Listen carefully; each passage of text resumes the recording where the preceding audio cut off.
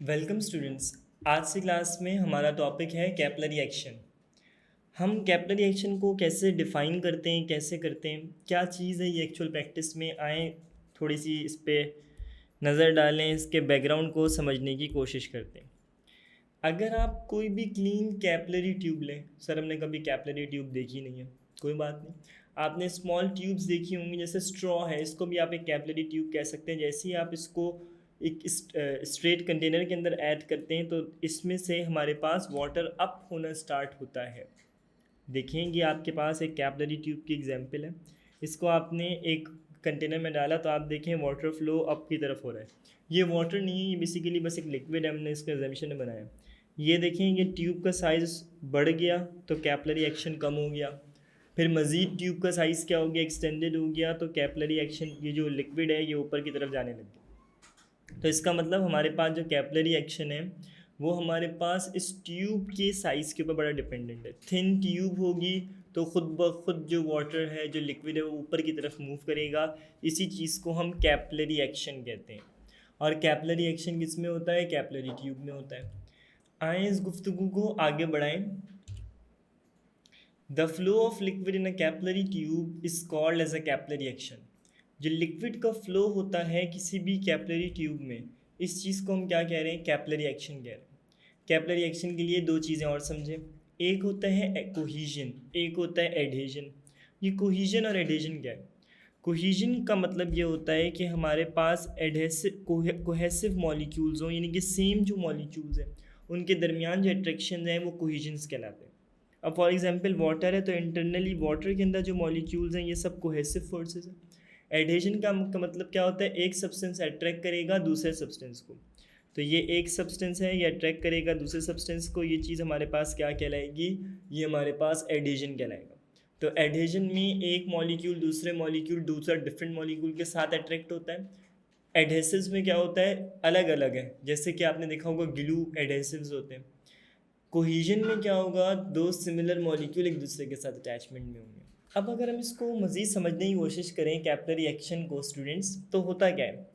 हम ये कह रहे हैं the flow of liquid in capillary tube is called a capillary action. ठीक है, एक जनरल बात समझ में आती है, कैपिलरी ट्यूब का जो फ्लो है उसी को कैपिलरी एक्शन कह देते हैं हम लोग उर्फ़ आम में।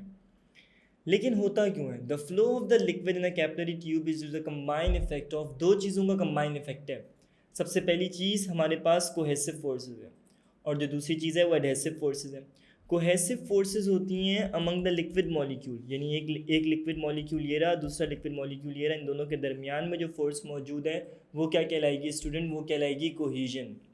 वेयर एज एडहेजन्स क्या होता है? एक मॉलिक्यूल ये रहा, दूसरा अब सब्सटेंस कह लें, मॉलिक्यूल कह लें, उसके साथ अलग अलग डिफरेंट के साथ जो है वो एडहेजन होगा। अब होता क्या है?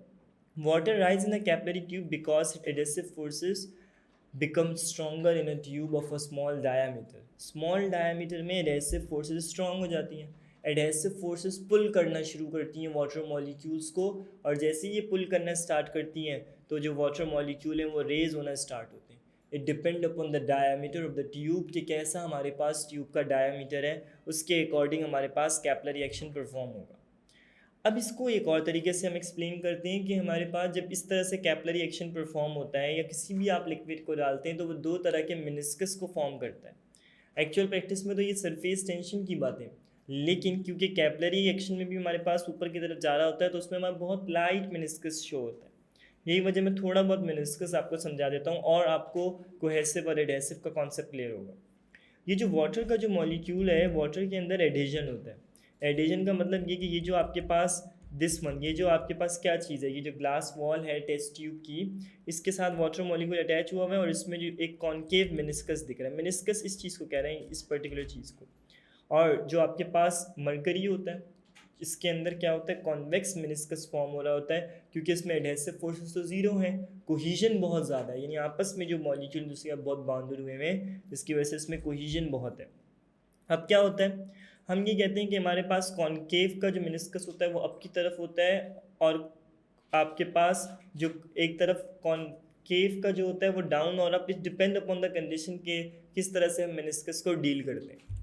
आगे बढ़ते हैं। नेक्स्ट हम बताते हैं कैपिलरी एक्शन की हमारे पास दो बड़ी एग्जांपल्स हैं। सबसे पहली बात, हमारे पास ब्लॉटिंग पेपर होता है। उस ब्लॉटिंग पेपर के ऊपर जैसे ही हम इंक को फैलाते हैं, वो इंक कैसे फैलती है बुनियादी तौर पे, तो जैसे ही आपने इंक का एक ड्रॉप गिरा इसके ऊपर, वो पूरी इंक इसके ऊपर जो फैल रही है वर्चुअल प्रैक्टिस में कैपिलरी एक्शन है। छोटे छोटे इसमें बोर्स हैं, उन बोर्स में वो क्या हो रहा है, फिलअप होना शुरू हो रहा है, आहिस्ता आहिस्ता पूरी जो ट्यूब, पूरा जो पेपर है ब्लॉटिंग पेपर, उसके ऊपर वो फैल गया। ट्यूब जैसी रिसेम्बलेंस है, लेकिन है in the form of paper. Next हमारे पास एक बड़ी इंपॉर्टेंट चीज़ होती है, आपने देखा होगा लैम्प्स होते थे पुराने ज़माने में, अभी भी होते हैं, पुराना ज़माना क्या कहते हैं, केमिस्ट्री में तो अब भी इस्तेमाल कर रहे होते हैं मुख्तलिफ जगहों पे।